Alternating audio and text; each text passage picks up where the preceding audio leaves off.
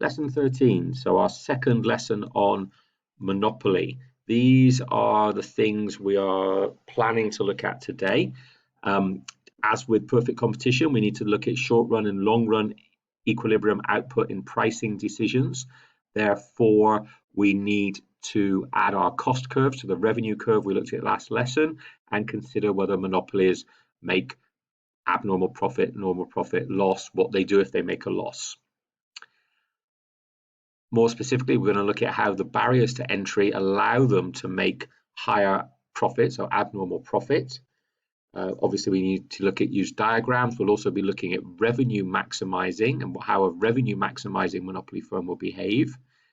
We need to compare a profit maximizing monopoly to a revenue maximizing monopoly. You need to be able to calculate the revenue maximizing level of output. And also we need to introduce the idea with a diagram of a natural monopoly, so a specific type of monopoly.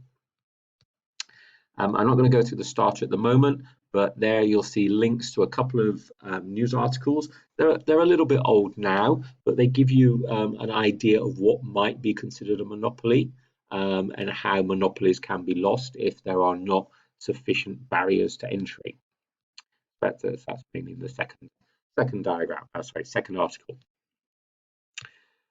So characteristics are done. All right, so we're now going to introduce our cost curves. We've got the same basic idea with our cost curves as in perfect competition. So our cost curves will look exactly the same.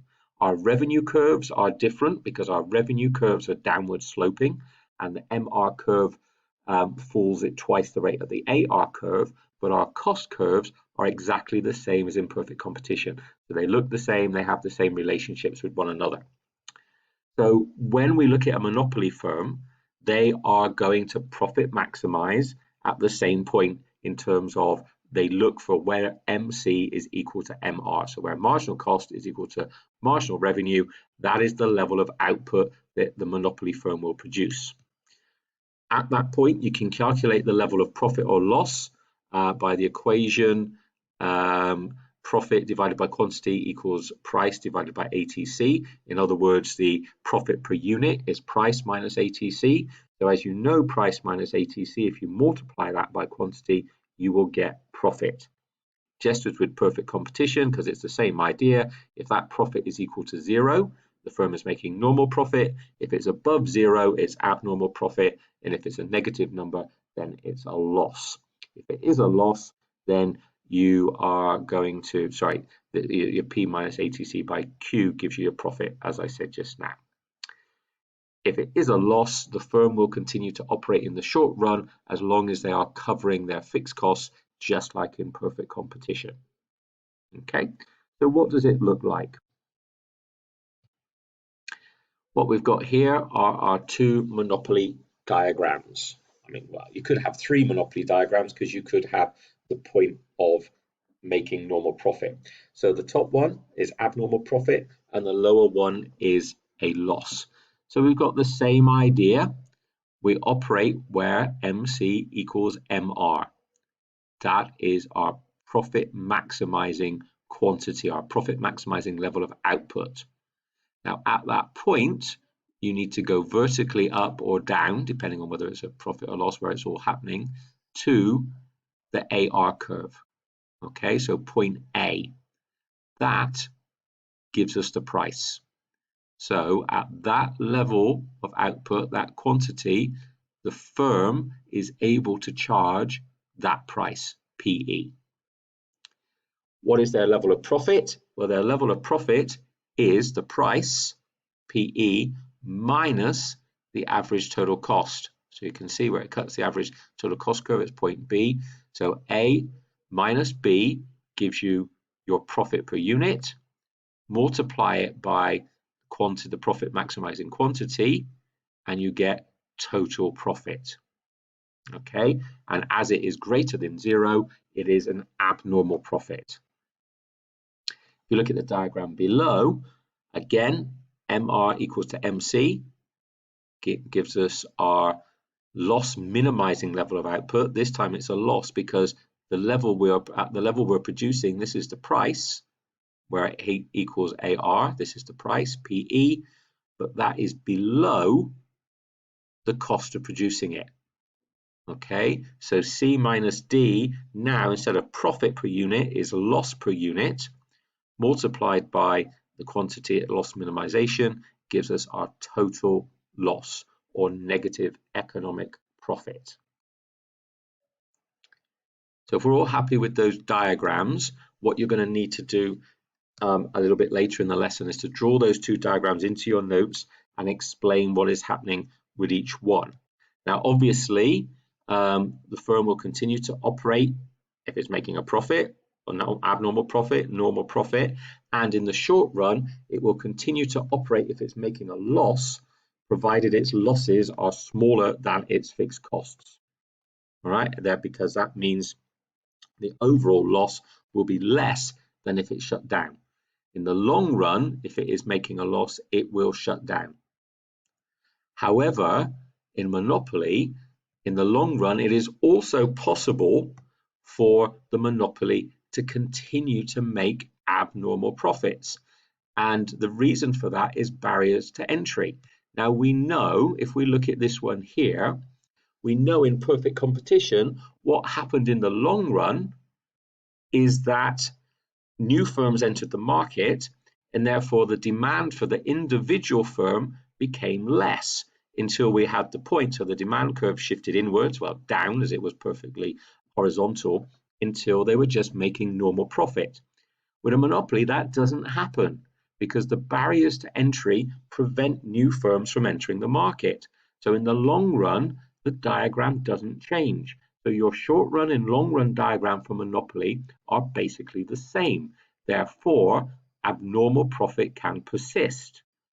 This wouldn't happen in the long run, because if they were making a loss in the long run, they would shut down. So we were just going to have this position or possibly normal profit in the long run. Okay. The other thing then is revenue maximization. How would it be different if it were the policy was following the policy of the business was revenue maximization rather than profit maximization? Well, our point of revenue maximization is where MR is equal to 0.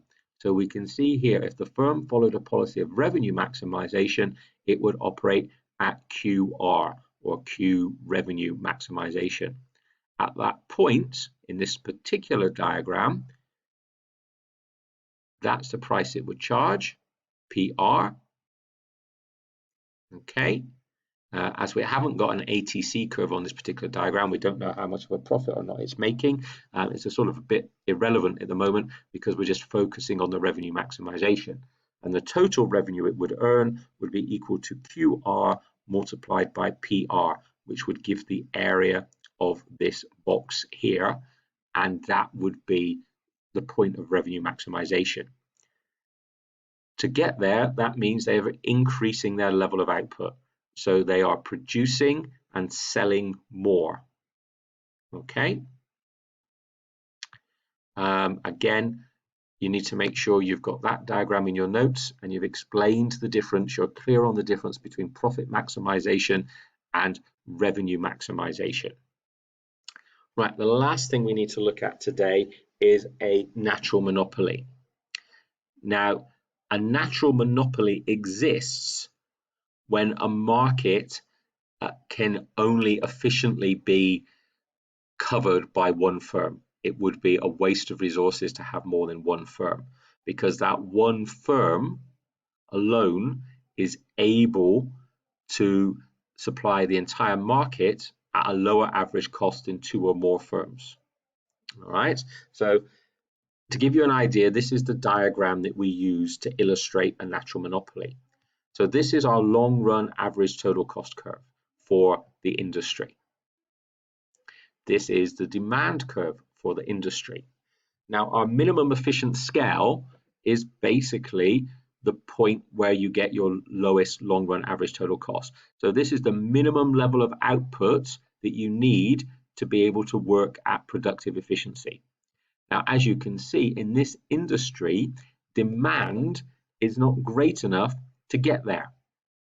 Okay, So by one firm operating, if one firm operates, that one firm is the demand curve for the industry, that is the closest you can get to the minimum efficient scale. If you had more than one firm, then the individual demand curves for those firms would be much further inward. In other words, they would be operating at a far higher level of average total costs and therefore be less efficient. So one firm operating on its own is likely to be more efficient in this industry than two or more firms.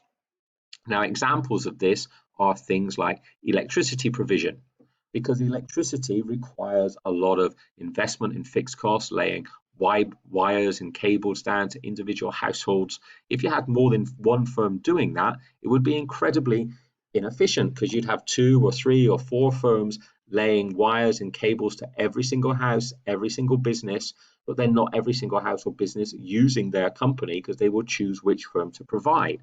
So the actual costs would be much higher. Therefore, an individual firm will be able to be much more efficient. Okay, so that's what we mean by a natural monopoly. So again, you need to be able to draw that diagram and explain. Now underneath, there's a task there. Look at the information in the following table. So you've got output price, ATC, and MC, and then you've got some questions. Calculate total revenue, marginal revenue. Where is the profit maximizing level of output? What is the price at this point? Find the profit per unit and total profit, and draw the curves to confirm your results above.